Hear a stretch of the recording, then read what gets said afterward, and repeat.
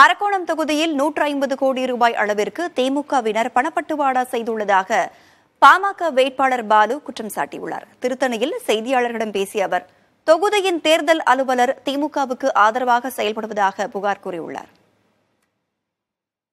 நேற்று இரவு மட்டும் ஜெகத் ரட்சகன் 150 கோடி ரூபாய் பணத்தை இந்த தொகுதியில் வாக்காளர்களுக்கு விநியோகம் செய்திருக்கிறார்.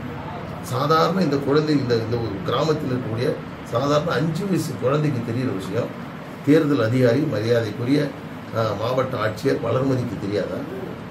தேர்தல் ஆணையத்தினுடைய தலைமை அதிகாரி சாகு அவர்கள் வரை நான் புகார் செய்திருக்கிறேன். இந்திய தேர்தல் ஆணையம் வரை புகார் செய்திருக்கிறேன். ஆனால் எந்த நடவடிக்கையும் இல்லை. நான் சொல்லுகிறேன், இந்த அரக்கோணம் தொகுதியினுடைய தேர்தல் அதிகாரி வளர்மதி அல்ல. இந்த தொகுதியினுடைய தேர்தல் அதிகாரி ஜெகத் ரட்சகன், காந்தி, துரைமுருகன் இவர்கள் சொல்லக்கூடியதுதான் இங்கே நடந்து கொண்டிருக்கிறோம்.